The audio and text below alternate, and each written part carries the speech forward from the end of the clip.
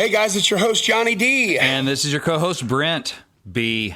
We just want to share some big news with you guys. The C.L.I.M.B Show Music Business Podcast is now part of the American Songwriter Podcast Network. That's right. We're really excited to be part of this network along with some other amazing podcasts. That's it. So make sure you check out americansongwriter.com/podcast or click the link in the episode notes to listen to some of the best shows in music. That's right. Hey, Johnny, go ahead and do your thing. Welcome to the C.L.I.M.B! This is a show dedicated to helping singers, songwriters, and indie artists like you create leverage in the music business. Why? Because that's the name of the game in today's music business. You will not be plucked out of obscurity because of your talent, a diamond in the rough, and put on a big stage to become a star. You're going to have to do some work. You're going to have to show some wins, sell some tickets, get some downloads, get some streams, write some songs before you get that publishing deal, before any manager, label, investor, or publishing company is going to find out who you are and decide to invest time in you. You're going to need leverage, and that's why we called it the C.L.I.M B. C.L.I.M.B, creating leverage in the music business. How genius is that? That's a Baxter from my good friend and co-host, Mr. Brent Baxter. Brent's an award-winning hit songwriter with cuts by Alan Jackson, Randy Travis, Lady A, Joe Nichols, and more. And he helps songwriters like you turn pro by revealing how you can write like a pro, do business like a pro, and on the regular, he connects you with the pros so you can get a shot to create a relationship. You can find Brent at songwritingpro.com. Once again, that's songwritingpro.com. And I would like to introduce you to my co-host, Johnny Dwinell. Johnny owns Daredevil Production. They're breaking artists digitally by identifying new fans through data. Yeah, it's complicated, but thankfully, Johnny's smart. If you're an artist looking to increase your streams, blow up your video views, sell more live show tickets, and get discovered by new fans, TV, and music industry pros, then Daredevil Production can help. Daredevil has worked with multi-platinum artists, including Colin Ray, Tracy Lawrence, Ty Herndon, and Andy Griggs, just to name a few. You can find Johnny at daredevilproduction.com. That is production, singular, no S, and there is no S because there is no other Johnny D. What's up? How you doing, brother? Man, I'm excited to get going on this one. I've been devouring, well, slowly because my life is busy, but I've been reading a new book I've really been enjoying. I want to dive into some of the tidbits that I think are going to be really helpful for climbers out there. Awesome. What are we going to learn? Yes. So the book I'm going to pull heavily from this time is called Atomic Habits. It's by James Clear. And basically what it's about is the hardest part about songwriting usually isn't songwriting. It's sitting down to write songs. So today I want to talk about how to make that a little or a lot easier to actually sit down and get to work. Nice. Well, before we do that, let's take care of a little business here. It's a digital world now more than ever with COVID. Everybody's been forced to pivot in one way or another. But you still need physical media. When the shows open back up again and the bars open, you can start playing again, which is happening here and there around the country. You want some physical media to sell at that merch table. And royalty payments are so small on the digital service providers that selling a product like CD, vinyl, and T-shirts at a gig is a huge income generator. It's what gets you fed and what gets enough gas in the tank to get you to the next town. That's right. You know, for every CD you sell at a gig, you need about 3,000 streams to make the same amount of money. And that's a lot of streams. And especially if you consider these days when maybe places start opening up, they're opening up at quarter capacity, half capacity. How would you like to basically get more money out of each person that does show up because there's not as many people showing up? That's where merch comes in. So if they come in and all they can do is buy a ticket and maybe tip you, hey, we're thankful for that. We'll take what we can get. But, man, if they can tip you and buy a T-shirt and a CD, you got some gas money. So, thankfully, our friends at Disc Makers are the place to go for your disc and other physical media, including vinyl, USB drives, and even T-shirts. You can find them online at discmakers.com, discmakers.com, or give them a call at 800-468-9353. That's 800-468-9353. Yeah, and join the C.L.I.M.B community if you haven't done so. This is a thriving community full of singers, songwriters, indie artists, musicians, asking questions about marketing. They're getting hooked up with other songwriters, networking. It's a great place to come and hang and get some answers on some of the stuff that you need. Keep up with the Joneses, see what other people are doing. Brent and I are really proud of the growth of this community. That's right. Make sure you subscribe to the podcast wherever you like to consume it. Leave a rating and review. We're trying to get to 200. Take 30 seconds. Tell us what you think. We hope it's a 5-star, but we'll even read 1 star or 2 stars on the air. We've done it before. There we have. And you know what? For a lot of the climbers out there, we don't take the amount of time that you spend with us lightly, and we know that you're doing it because you're getting something out of it. Tell a friend. Turn somebody else onto it and let them know that you're getting some value out of this, because if they're a musician, a bandmate, a fellow songwriter, they can get something out of it too, right? That's right. All right, well, let's get into this thing here. Yeah. So this episode, how to make songwriting a lot easier. See, the hardest line to write in your song usually isn't the last one. The hardest note to write isn't the last one. It's the first. Sometimes the hardest thing is to just start. Like I mentioned before, in this episode, I'm pulling heavily from Atomic Habits by James Clear. And so we're going to focus on 2 things. We're going to focus on environment and habits and how they can help you and make your songwriting a lot easier, making it a lot easier to start. Because again, sometimes the hardest part is just sitting down to write and putting that first note or that first word on a page is the hardest thing. I know, because I'm a songwriter and I struggle with that every time. So let's dive into that. You ready? Yes, sir. All right. So first thing I want to talk about is environment. Is your environment supporting your songwriting? So what you want to do is you want to make a space for your songwriting. So when you go there, you know you're there for one thing. You're there to write songs. In other words, if you try to write on your couch where you actually spend more time sitting there watching TV, it's a lot easier to reach for the remote control than it is to reach for your guitar. You know, our habits create cues. Cues trigger habits, right? So if normally what I'm doing at night, because I'm tired after work, I go home and I eat on the couch and I'm watching TV, I'm binging something, or I'm watching something on Netflix or Disney Plus or whatever. Then if that's also where I go to write on occasion, which one do you think has a stronger habit? The stronger habit is me sitting down and reaching for the remote control. It happens, right? So maybe you want to move it to a different spot. Or to make music easier, you want to make the distractions harder. To make music easier, you want to make distractions harder. So you put your guitar right by your couch. You know, get your guitar stand, boom, put it right by the couch so it's sitting right there and you see it. And then maybe it's one of those things that depend on your family situation. If you're single, if you're married, whatever, you know, your mileage will vary. But man, if TV is a distraction and you want to get serious about your songwriting, maybe you keep your TV unplugged and the remote in a drawer in a different room. Like, make the guitar That's strong right there. That is strong. If you're serious and the TV is being a distraction and it's costing you songs, you need to take some drastic action, because nothing's going to change if nothing changes. So you want to make that guitar easier to pick up than the remote control. How do you do that? I'm sitting here because this is my habit. I came in and I just ate. I got my plate next to me and I just ate. Normally I reach for the remote, but dadgummit, my remote's not here. Or, oh, it's not working. Why? Because I unplugged the freaking TV last night before I went to bed or before I left the house. Yep. Well, my guitar's there. And I just got a lot easier to pick that up because now I don't have to stand up. You know, it became easier to reach for than the remote control. That's right. Little things like that can make a difference. You want to put these things out where you can see them, where they remind you. It's easy when life gets in the way and you're tired to forget about this stuff. James tells a story in the book about he would try to eat healthy, so he'd buy these apples. And where do you normally put apples? You put them in the crisper drawer or whatever, you know, that drawer in your refrigerator. And he goes like, I threw away so many apples because they would go bad. I'd buy them, and then I just wouldn't think about them, so I wouldn't eat them. He goes, so I spent a couple bucks, bought this nice little decorative bowl, and the next time I bought apples, they went in that bowl on the counter. I ate the apples. Why? Because I saw them. I noticed them. They were like right there. I didn't forget about them. That's how environment can set you up for success or set you up for failure. When they're in the drawer where you don't see the apples, you don't think about the apples as much. That's not setting you up for success. So part of it is like, keep your guitar handy. Keep it within arm's reach of where you normally sit. Again, you may not be able to do that if you got a bunch of rugrats running around like I do. That's a good way to break a guitar. So you have to figure out your environment, what's going to work for you. Same thing, like if I go unplugging the TV a bunch, which, you know, I work upstairs, so I don't have a TV in here. But that's part of it. I don't have a TV in here in my office. You want to set your environment up to help you out. So maybe you write on laptop or computer or whatever. So is the internet a distraction when you write? Well, then maybe you have your dedicated space and you have your tablet that only has a program for putting in lyrics and has a program to record, like GarageBand or something. It doesn't have internet, I can type stuff out and I can record on it.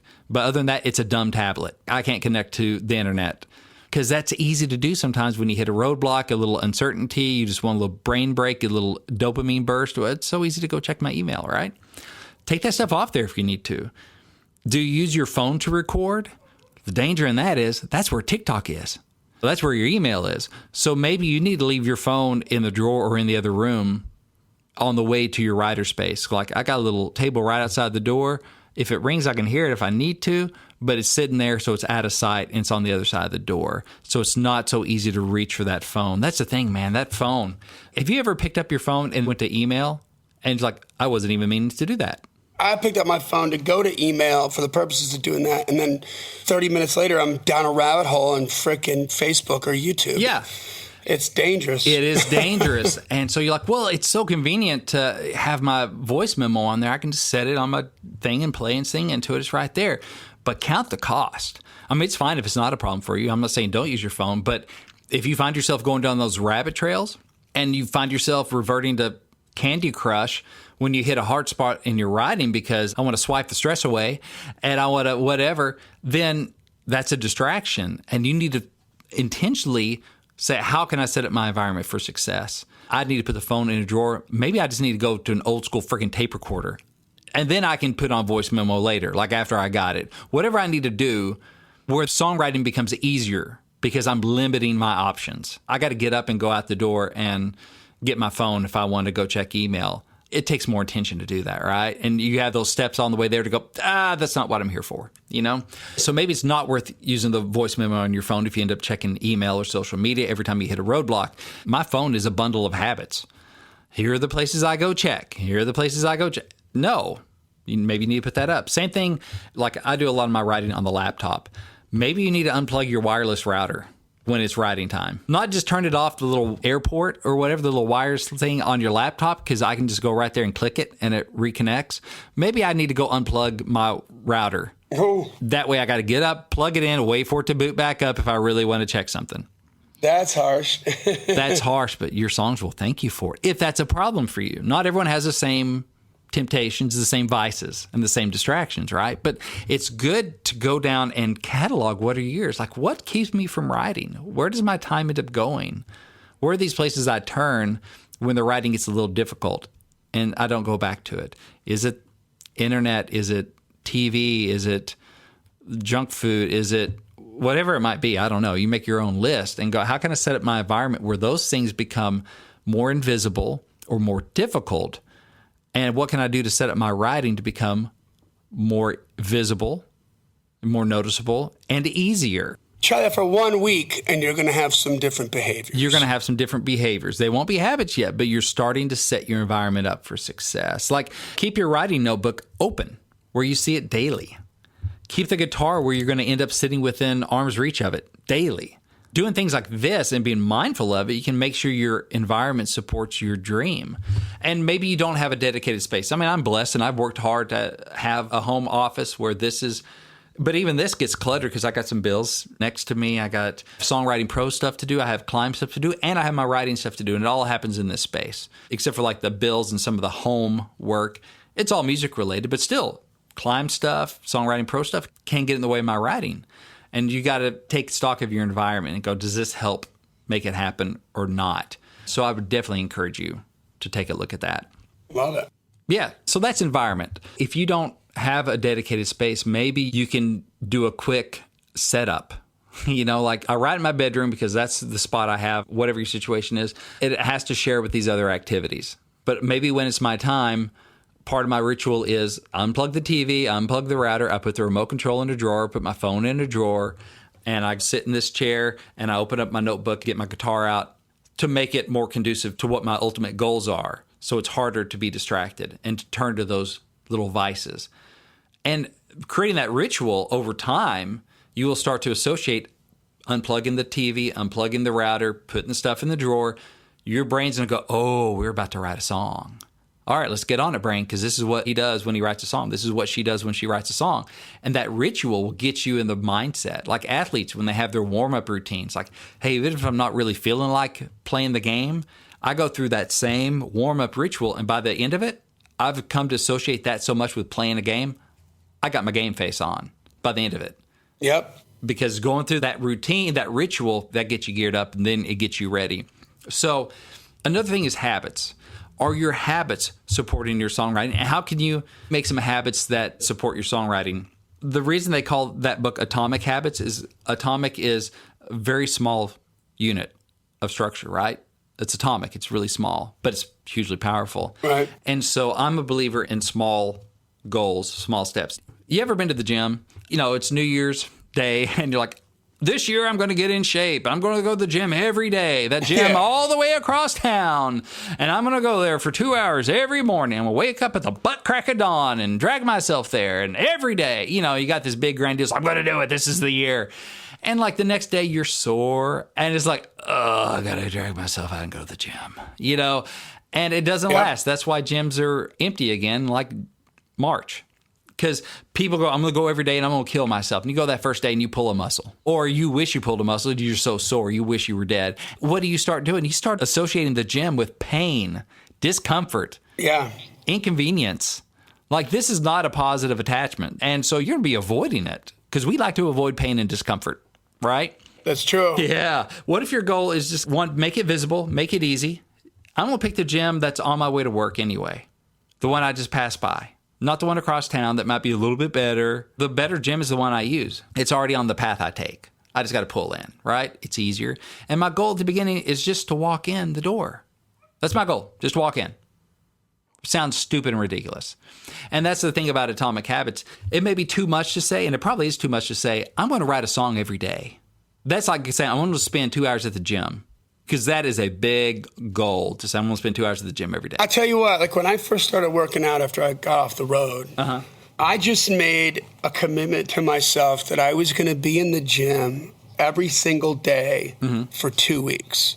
And I was only working out 3 days a week, right? Like I would do muscle groups, arms and chest and then legs on a second day and then back on a third day. So day one would be like arms and chest. Day two, I'd show up to the gym just to do aerobics, right? I'd run for a half an hour. And then Wednesday, I'm doing legs along with aerobics. Then Thursday, I just show up for aerobics. I'm just there for like a half hour. And then Friday, it's back. And then Saturday, Sunday, I just had my butt at the gym, even if it was just to run real quick and leave. I did it for 2 weeks, and it turned into a lifelong habit, you know, that I've fallen out of and gotten back onto, but I know how to get back onto it when it's time to do that. So that's like a big deal, like the behavior part of it where, like you said, if you don't write a song every day, but if you sit down to do something every day in a little bit of time, you're going to be more productive over the course of a week. For sure. The thing is about these little goals, the goal isn't like, I'm going to write a song every day. The goal is to become a songwriter. It's not what you do, it's what you become. These habits help you become. I want to become a person that sits down every day to write. I want to become a person that sits down every day and writes. So what's the best way to do that? Is it to do the songwriting version of going to the gym and blowing it out every day for a week and then you're just hating life because it's so much pressure, right? So maybe it's too much to say you write a song every day. Instead, make a stupidly simple easy goal. And I mean easy. For example, each day I will sit down at my writing space at this time and write one line or strum one chord or play one note. That's it. One. Only one. That's the goal. That is success. And that sounds kind of stupid, right? You're like, what's even the point? Well, the point is some days you're going to blow past that goal. But that's not the goal. The goal each day when you do the simple minimum is that you're becoming a person who sits down to write every day. You're building the habit of sitting down to write every day. And at the beginning, that's the most important habit. And then you can add on to it over time, right? Then you start adding on like, okay, for the first 2 weeks, I just got to work on becoming a person that goes to the gym every day or 5 days a week. And I'm just going to walk in. Check this out. Here's the goal. You, for 2 weeks in a row, decide that no matter what, you're going to sit down for at least 15 minutes a day and pick one song title out of your hook book and do a song title challenge exercise. And then some days it's going to turn into more. Yeah. Or some days maybe you're not going to do the song title challenge because you're going to sit down and grab the guitar and you're just going to go off on this rabbit hole, but you're writing. you know? Yeah. And I'm seriously even starting smaller than that. Like, seriously, just put your butt in that chair in that writing spot and write down a title. Strum a chord. Like, ridiculously simple. Because some days, even doing my personal song title challenges feels kind of daunting. Like, I don't know what I'm going to find here, the uncertainty. But I built enough of a habit, you know, and this is what I do. Bills and stuff kind of depend on me writing. So I have a lot of motivation there. But the point is to make it where we don't have to depend on motivation. You know, I'm becoming a person that sits down to write every day. And over time, you build onto it because after a while, you're like, okay, I sit down every day. I should be doing more with this. Because again, the hardest part is not writing. The hardest part is sitting down to write. How do I make that as simple, no pressure, easy win as possible? Sit down, strum a chord. I love that. Did it. If that's all I have time for today, that's all I got time for today. But eventually, you're going to be like, I need to sit down, and your brain's going to start getting that geared up ahead of time. And it sounds ridiculous, but trust me, little goals, and you'll build on it. Because the goal is, what am I becoming? Not how much am I getting done. Who am I becoming? I'm becoming a person that sits down to write every day. So it's not about how much work you get done. It's about what you become. The goal of the habit isn't doing. The goal of the habit is becoming. I'm becoming a songwriter, a person who sits down to write every day, a person who comes up with titles every day. Say that again. The goal about these habits isn't doing. The goal is becoming who you want to become. It's so good. You know, it's the book. But yeah, I'm highlighting everything going, I got to make a podcast out of this. I love it. Yeah, so it's not about employing massive self-motivation or massive willpower, because that is just not sustainable. Different days, you're going to have different stuff, different amounts of that, you know. Willpower is a muscle. Some days that muscle is just worn out. It's about making songwriting the obvious, easy thing to do. Then you build on that. It's about making goals that are so small, it's a positive. If you sit down, I'm going to write a song every day. Then some days songs just aren't there. They suck. Then there's a lot of pressure on what idea do I write today because I got to write this whole song because that's my goal. That's one of the beauties of the song title challenge is the win is just doing the 10, 15-minute exercise. And that's a win. Even if it sucks, I won because I did it. Tomorrow I'll show up again and maybe something great will be there. But I'm winning because I'm doing my goal. I'm becoming a person who sits down every day and looks at a song title and riffs on it and brainstorms and works on it. And that's a smaller ask than I'm going to go write a song every day. Again, some days you get into it and you're like, oh, this is great. And you write a song. Bonus. But you're becoming a person that sits down every day to write. And that's the important thing. And you build it with positive connotations. Yes, I did my goal. I look forward to coming in here and maybe you mark on your calendar every day I accomplish that goal. So you see that on there. You know, we've talked at length about my calendar where I have these chains going, these different color lines on my calendar for spiritual stuff, for creative stuff, for networking, for all this different stuff. Mm-hmm. I love putting that line for each one of those on my calendar the day I get it done. And I don't like it when I don't put that line on there. So you're building the habit and going, that's a win. Mark it on that calendar. That feels so good. It's like giving yourself a little smiley face sticker, you know, as a kid or whatever. I got a sticker. That little moment of celebration. But if you make it such a big, hard habit at the beginning that it becomes a negative, like a duty, like drudgery, that's not sustainable. You can't live off willpower. We need to live off our habits, you know? Another thing that's helpful with habits is make a cue for the habit. So Atomic Habits, the book by James Clear, calls it habit stacking. Other people have different names for it, but they call it habit stacking. So you attach a new habit to an existing habit. My office is upstairs, and I want to watch my health because I'm sitting down a lot. So I'm going to do more push-ups and sit-ups and stuff, just be healthier during the day and move around some more during the day because, hey, I don't do manual labor for a living. So a habit that I have is walking through the door to my office. That's my cue to do my other habit. And my other habit is, it started off doing just 10 push-ups or 10 sit-ups.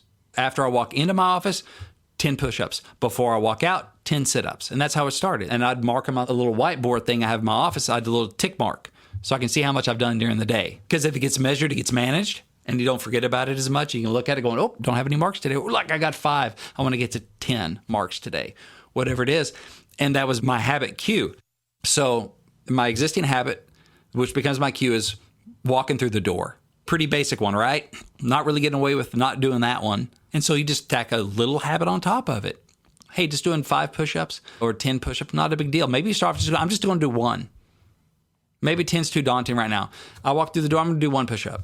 And before I walk out the door, I'm going to do 1 sit-up. Because it builds over time. Now I'm like, okay, I'll do 20 push-ups and 20 crunches each time I walk through that door. And over the course of a day, it adds up. You may do 100 of them. And that's 100 I wouldn't have done before. My body's getting some motion in, you know. It's not going to make me a bodybuilder, but it's going to help me be healthier than I was.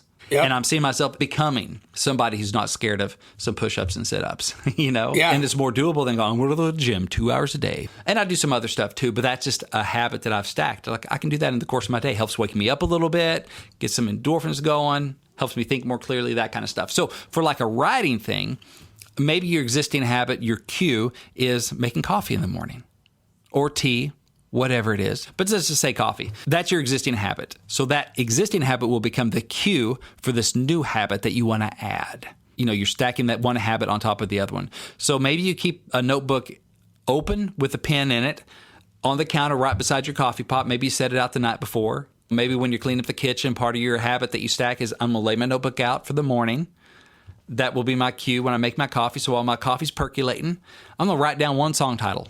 One. Good, bad, whatever. One is a goal and one is success. You know how many song titles that might be in the course of a year?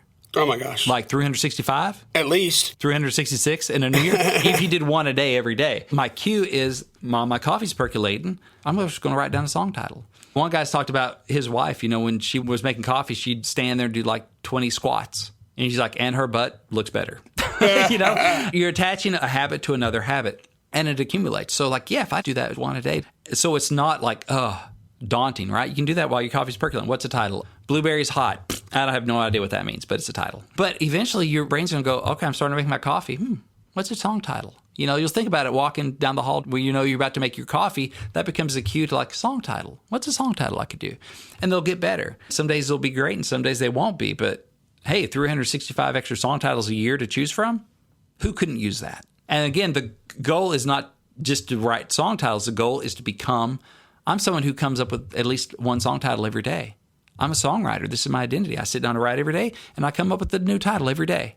I'm a person who does this. Yeah. This is who I am. When you start out with just that little thing, like you said, what happens really, really fast on each day is that, like you said, the hardest part is starting. Once you get in the habit of starting, all of a sudden now you're in it, and you just have an internal competitive nature to want to complete something. Yeah. And so then all of a sudden you get into it, but it's just tricking yourself to start so that you can get into it. Yeah. How do you set up your environment to help you be who you want to be? And how do you set up your habits to help you be who you want to be?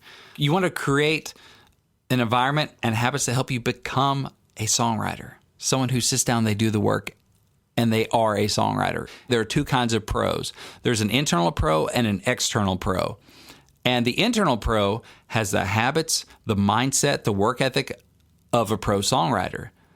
Now, the external pro is someone who also has those, and because of that, they start to get some of the accolades, the external proof that they're a pro. They got the stuff hanging on the wall. They got the check in the mail from ASCAP, CSAC, or BMI, or whoever. They are starting to see the fruit of their labor, and someone else could look at them and go, oh yeah, they're a pro songwriter. An internal pro may not have that external validation yet, but the thing is, you become an internal pro in your mindset and in your behavior usually a long time before you become an external pro on paper. But it's very important for you to become an internal pro. I mean, that's part of why I call it Songwriting Pro. It's not just for people that are getting cuts and stuff. It's for people that want to build that mindset and those behaviors that are pro. And then hopefully you'll become an external pro, which means you start getting the accolades and the stuff to show for it, the souvenirs, But with the habits and environment, I think you want to start small for big wins. Some people may look at that and kind of give you a stank eye for that, going, oh, wow, your goal is to sit down and strum a chord. That's amazing. Wow, you're going to beat the Grammys next year, Maybe you just don't need to tell those people because it's a different way of looking at it. They're going, oh, you're not taking it seriously. You need to be in there every day writing a whole song. Well, yeah, but I know that if I try to do that, I'm not going to be writing a song in a week from now. But if I sit down every day to write, I'll be writing a year from now every day. And that's going to pay off a lot more in the long term. That's the thing. It's a long-term strategy for long-term goals. It's becoming. It's becoming. Yeah. Not just doing. That's the thing. Pro songwriters are pro songwriters. They don't do pro songwriting. They are pro songwriters. And so that's the thing. What habits are going to help me become who I want to become? I am a person who does push-ups every day. I am a person who comes up with song titles every day or sits down to write every day. Yeah, that's my identity. Not just I do these things. And that's where habit and environment can help you do that, to make the songwriting the easier, more obvious choice. Because if you've ever read Stephen Pressfield and The War of Art, he talks a lot about resistance. It's maybe a good companion for Atomic Habits because it seems like that resistance is this dark side of the force. You know, you can't see it, but you can feel it. And it tries to stop you from doing what you need to be doing, whether that's Bible study, whether that's calling your mama, whether that's having that talk with your wife, whether that's sitting down to write a song. When it seems like the universe and that thing inside of us conspire to keep us from doing what we need to do, we need to set it up where the right thing to do becomes more easy, becomes more obvious, becomes more attractive. And then the things that we don't want to do, the deadly distractions, become more invisible, become more difficult, and become less attractive. I don't want to get up and plug in my Wi-Fi router because then I got to wait for it to boot up and then I can get online and it ain't worth it. I'll just keep writing this song. You know, when I know it's what I don't really need to be doing anyway, it becomes less attractive. I'll be listening to a podcast and they'll say something about your cell phone and I immediately want to reach in my pocket and check my email. Oh my gosh, I just got queued up. Or somebody else's phone beeps and I want to check mine. Yeah, we even have ghost cues. Have you ever felt like your leg vibrating because your phone's ringing? Yeah, except your phone's that's not really in your pants? weird. Yeah, that's like, whoa. I just got queued up. Here, ring that bell and I'll salivate. Roof. Pavlov's dog, you know? What's up, Pavlov? Yeah. Pavlov's dog, exactly. How do I make that not so easy to reach for my phone? And it's natural. We hit an impasse. We hit a brick wall. We hit some moment of stress, uncertainty. It's so easy to reach for the phone and scan your social medias because it feels kind of productive, or your email and it feels productive, or even go play some game because I'm not sure what I need to do next because there's no real guidebook for how we do things, you know? Make that less attractive, make it more invisible. Then I'm going to have to get up and walk across the room to go get my phone to do that little mindless escape. Maybe I don't need to do that. So again, you want to create an environment and create habits that help you become who you want to become. I got an opportunity coming up for you. At songwritingpro.com, at least every quarter, we like to have a Know the Pro event. And this is free for members of Songwriting Pro, for our subscribers. And coming up on August 20th, we have Liz Rogers of Anacrusis Music. She has been named one of Nashville's 30 under 30. I used to work with her over at NSAI, so that's how we know each other a little bit. But she works at Anacrusis Music. She was the founder. She's creative director over there. They do a lot of film and TV placements. So this Know the Pro is your chance to sit down online, face-to-face, over Zoom, and everybody's learning how to use Zoom these days, with a pro in the business and ask them your questions. So if you're interested in film, TV, and placements, sync placements, that kind of stuff, Liz is going to be a great resource for you to ask your questions, because Anacrusis has landed placements with the U.S. Army, T-Mobile, John Deere, Nordstrom's, a bunch of brands.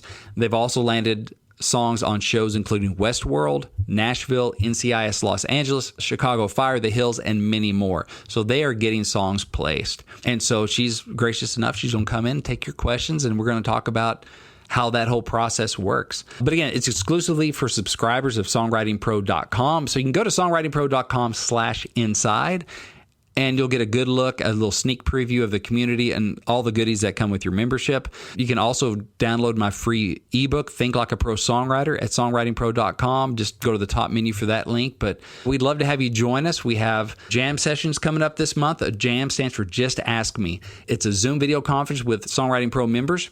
They hop on there. I talk about a little topic that's on my mind for about 10 minutes. And then we take questions. I just take questions from the members, and they get to know each other better. I get to know them better. We follow that up with a co-writer cafe. So if you're looking for online co-writes, the members hop on there and they go into little breakout rooms. They get to know each other for about 10 minutes at a time, bring them back in. We shuffle the deck. So it's a great way to meet your fellow songwriters who are interested in finding co-writers. We got all that kind of good stuff over there, but you can get the details at songwritingpro.com/inside, or if you just go look for the sneak peek, it'll set you up. We'd love to have you join us. Awesome. Well, that brings us to the end of another killer C.L.I.M.B episode, guys. Don't forget to join the C.L.I.M B community. Everybody's welcome. You got to ask to be let in. We let everybody in, but you got to ask. You got to behave like good boys and girls. Subscribe to the podcast. Leave a rating and review. We're trying to get to 200.